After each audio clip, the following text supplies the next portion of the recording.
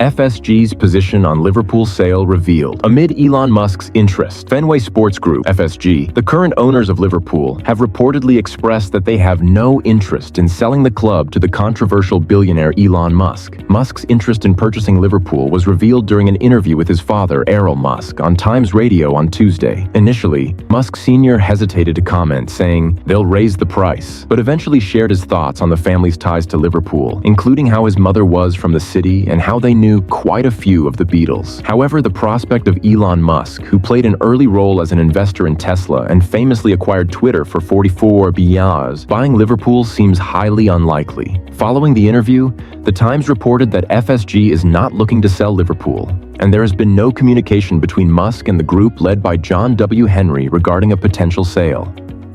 FSG has no desire to engage in discussions and is not taking Musk's father's remarks seriously. Sky Sports confirmed this stance on Wednesday morning, stating that Liverpool is not for sale, with no inquiries or proposals made by Musk or anyone else. Despite the Musk family's alleged historical connections to Liverpool, Elon Musk has previously claimed that Manchester United was his favorite team as a child, and even joked about buying the club in 2022.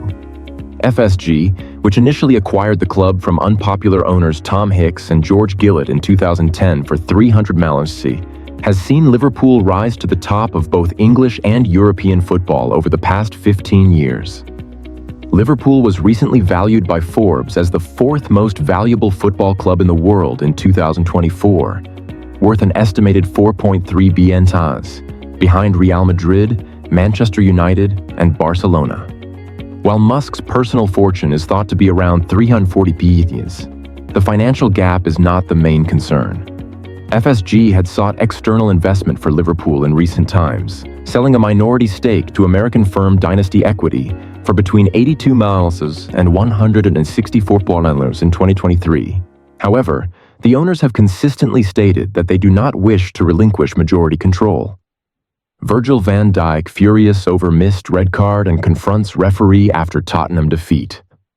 Virgil van Dijk expressed his frustration with referee Stuart Atwell after he failed to issue a second yellow card to Lucas Bergvall during Liverpool's 1-0 loss to Tottenham. Bergvall, who had already been booked, fouled Liverpool's left-back Kostas Tsimikas, but the referee chose not to send him off. Shortly afterward, Bergvall scored the winning goal. At the time, Tsimikas was still off the field receiving treatment, which left Arne Slot feeling angry. After the final whistle, Van Dijk confronted Atwell, and in a post-match interview with Sky Sports, he shared his thoughts on the decision. "I think it was pretty clear it should have been a second yellow," Van Dijk said. "Obviously, it was quite evident, and it was a coincidence that he scored the winner a minute later. It is what it is. He made a mistake, and I told him that. He thinks maybe he didn't, but it was obvious to everyone on the sideline that it should have been a yellow. He should have been sent off.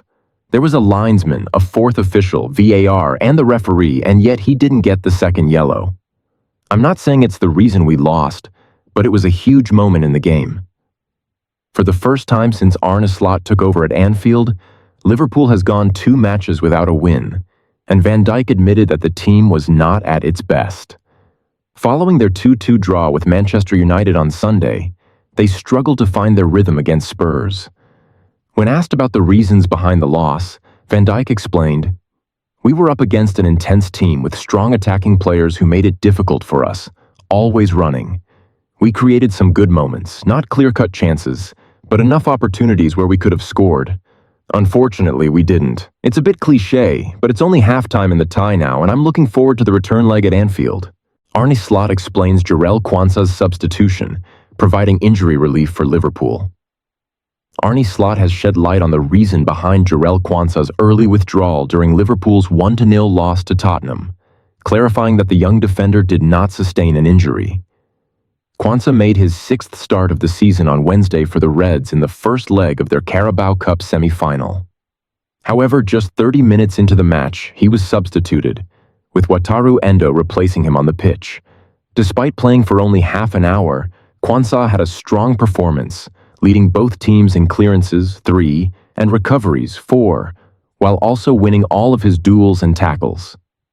After the match, Slot revealed to the media that Quansah had been dealing with an illness, not an injury. I need to confirm with him, but he mentioned he wasn't feeling well. It wasn't an injury. He's been a bit ill over the last few days, but we thought he was recovering. Perhaps that played a part, Slot explained. The news about Quansah's condition is a relief for Slot, as it means the defender may not miss much time. This provides an opportunity for Liverpool to rest Virgil van Dijk ahead of their FA Cup match against Accrington Stanley on Saturday. Slot also expressed frustration following Wednesday's defeat, which featured a controversial end after Lucas Bergvall narrowly avoided a second yellow card just before scoring the game-winning goal. Bergvall had fouled Kostas Tsimikas, forcing the left-back to leave the pitch for treatment, only to score moments later while Liverpool was down to 10 men. Slot was firm on his view of the incident. There's no debate about the possible second yellow. They say he didn't stop the counterattack, but any manager would rather have the other team reduced to 10 men than finish a counterattack with a man down, he said. Slot continued. Nobody would have thought it would have such a big impact 30 seconds later. I'm 99.9% sure that when Bergvall scored, the referee must have thought, is this really happening? But he couldn't change it. I think for him, it was far from ideal. Van Dijk shared a similar opinion. It was pretty obvious it should have been a second yellow for Bergvall. It was a coincidence that he scored the winner a minute later, he said. The referee made a mistake, and I told him that. He didn't agree, but it was clear to everyone that it should have been a yellow. We all knew it. Liverpool lost 1-0 in the first leg of the Carabao Cup semi-final, with Lucas Bergvall's late goal proving to be the difference. This performance from Tottenham was a marked improvement compared to their 6-3 defeat to Liverpool just 17 days ago, setting up an intriguing second leg in 4 weeks. The controversial winning goal overshadowed a serious head injury sustained by Rodrigo Bentancur in the early stages, which disrupted the flow of the match. However, it's been confirmed that Bentancur is now conscious and under observation.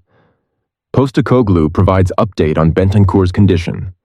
Ange Postecoglou offered a positive update on Bentancur's health after he was forced off early due to a head injury. I don't have all the details, but from what I understand, he is conscious, and that they've taken him to the hospital for further checks. It's worrying, but everything I know suggests he'll be okay, Postecoglou told Sky Sports. Luis Garcia questions VR decision at Spurs. Former Liverpool star Luis Garcia believes Arne Slot's side should have been awarded a penalty in the dying moments of the game when Dejan Kulusevski appeared to catch Curtis Jones in the box. He shared an image on social media with the caption, "Things I don't understand nowadays with VAR, just check it." Van Dijk expresses frustration with referee. Van Dijk voiced his disappointment to the referee after the match, criticizing the decision not to book Bergvall for his tackle on Tsimikas. It was pretty clear it should have been a second yellow. I told the referee that it was no coincidence Bergvall scored the winner a minute later. The linesman, fourth official, VAR, and the referee all missed it. I'm not saying it was the reason we lost, but it was a pivotal moment in the game, Van Dijk said. Jamie Redknapp and his fellow Sky Sports pundits agree that Bergvall was fortunate to avoid a second yellow card for his tackle on Tsimikas, just moments before scoring the winner. It has a massive input on the game because Tsimikas has to come off for treatment, leaving Liverpool with 10 men, Redknapp explained. He's off for 30 seconds, while Bergvall stays on the pitch, and Liverpool are forced to play with 10 men. Bergvall becomes the hero for Tottenham, but from a Liverpool players or fans perspective, you're left wondering, how is he still on the pitch? And why is our left back off? Trent Alexander-Arnold hated teammate with passion, says coach. Alex Inglethorpe, Liverpool's academy director, has revealed that Trent Alexander-Arnold may have hated one of his former teammates, Bobby Adekanye, due to their intense competitive clashes during their time in the academy.